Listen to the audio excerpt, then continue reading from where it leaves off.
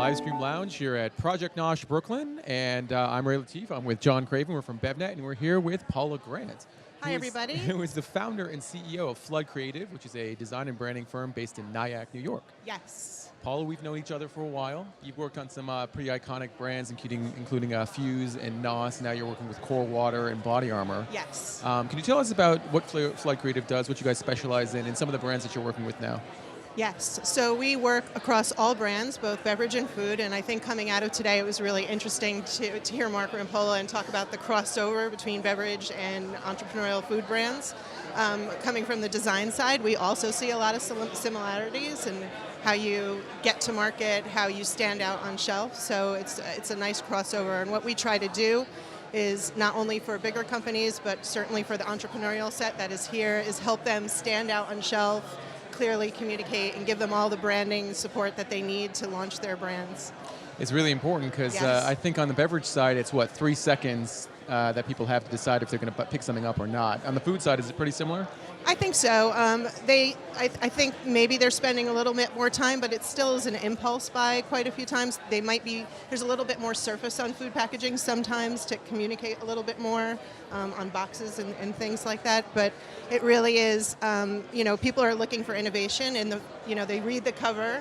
They actually judge the book by the cover. So our job is to get them in and get them excited to even want to read the package in the first place and try the products. Now, the government is asking for a little bit of changes on the cover of that book, and I know John had some questions about what your role is in helping some of those brands understand how to change their packaging. Yeah, I mean, I guess just to start, sort of curious if already with the change in regulations regarding the nutrition facts panel, kind of what sort of impact you'll see as far as, people's needs for design of their package.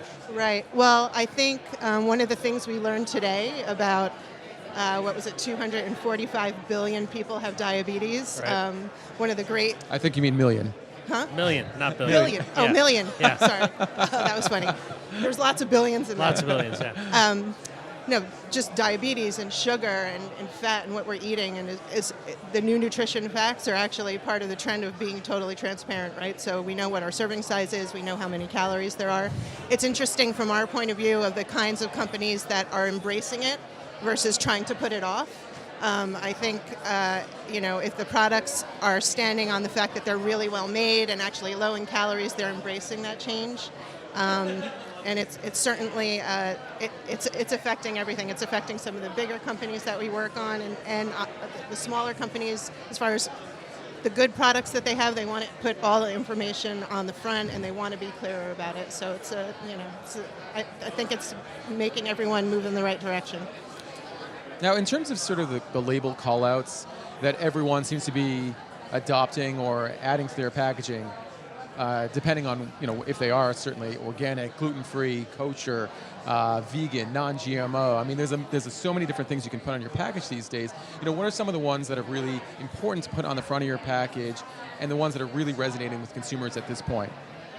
Well, certainly organic and non-GMO seems to be a trend that people are spending a lot of time to get that right, and if they do go through all the qualifications and source the right ingredients, obviously those are things that are very important. We want to communicate those very clearly on the front of the pack. But then there's dietary concerns. I mean, I think the other big trend is there's so many people dealing with allergies and nuts and more now than ever before. So if companies are basing their product to fulfill that need, as designers, we just have to make sure that it's very clear. I mean, sometimes designers don't want to have to deal with all the legalities and want to just make a pretty pack and tuck it away, but I think at Flood, certainly, we embrace those, and we figure out ways to communicate those messages clearly on front of pack.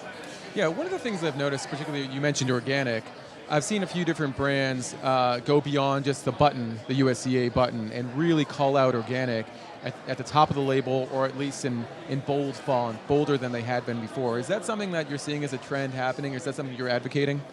Well, yeah, I mean, you mentioned that we work on Core. Core has an organic line, and instead of it just being Core something and an organic symbol, the brand is actually core organic because that's its point of difference.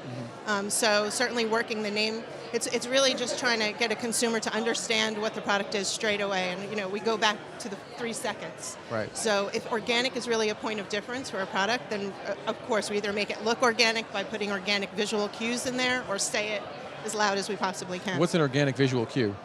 A visual cue, if you were thinking about organic, you might think it's green or a little bit more natural looking, or there are things that we can do visually that infer organic without having to say it in words so loud. Okay. I'm sorry, go ahead. No, I was just going to say, I guess on that similar sort of theme, I guess I'm curious, like when someone, I don't know, approaches you for a new design or a redesign, with kind of all the different things that we're talking about here, like, are you finding entrepreneurs kind of coming in with like, a list of, I don't know, say 30 things that they need to communicate, and you're like, okay, let's pare this down? Like, how does that process kind of work typically? Yeah, I mean, that's interesting. Obviously, we can only say a few things really well. So yeah, that's a process. Usually, it's an interesting process because it's not just the entrepreneur and the designer. We're talking to consumers then at that point. Okay. We just went through a redesign with Four Sigmatic. They're here today. They're going to be talking. It's a line of mushroom teas and Right. coffees. And they were saying they needed to say certain things on their pack, but it was, working with them was very interesting because they had Ray, done you've a got lot about of 4 consumer minutes. research, and they had the data, and they knew their own brand. Their package actually has so many fun things to say that when you open the package, there's stuff on the inside as well as the outside, because the packaging has become a discovery element for everything that they're offering and their personal story. So yeah, we work through, every client is different, and the consumer should come into play also. Interesting. Yeah, now before we got on stage, you talked a little bit about how some of the big companies, the conglomerates, are sort of chasing the ideas, sort of the designs and the sort of branding that some of these smaller entrepreneurs are coming out with. How are they kind of approaching that? How are some of these big companies saying, okay, we can't just sit on our laurels anymore. We have to emulate what the younger folks are doing, Right. what the early stage folks are doing.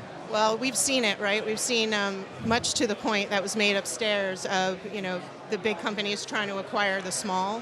They're actually, you'll see a big trend in supermarkets of bigger companies trying to feel small.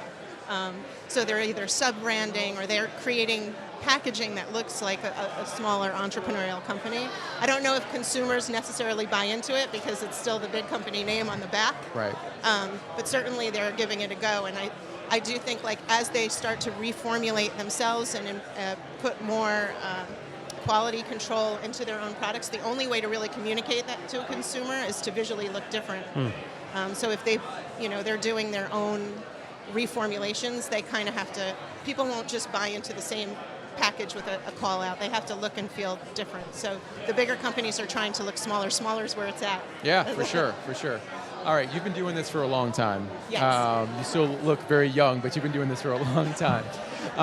I wanted to ask you, in terms of sort of unifying themes of brands that have been successful and designs that have been successful, what are some of the things that really stand out among all these successful brands in terms of their design and their branding? Right.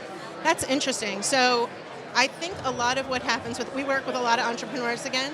I think what ends up happening in the design process is the entrepreneurs go through almost like a bit of therapy about themselves, and they define themselves and figure out their story because it's being visually represented. The best packages are actually those that tell that story the best. They're authentic to themselves. They're not just doing something for the sake of doing it. You really dig into the history. We designed a brand called Heavenly Organics, and it's a brand of honey that sustains families in India. And this, the guy's name is Amit Hudia, the CEO of that company. He had at one point somebody tell him that he should walk away from this Indian heritage because nobody wants to know about that. Well, that's ridiculous. That's his personal story, and he's Right. helping families in India. So when we redesigned it, that it was a mandala that came to effect. So you see an authentic story that's represented in the brand. And that's really like, as you go through all these entrepreneurial brands, the ones that can uncover their story and represent that on pack, aside from all the product attributes, they're the ones that really win, I think, and stand out. Outstanding. Authenticity, being true to yourself, we hear it a lot, but executing it is something that you really have to home in on and find the right partner to work with. Yes. So Cool.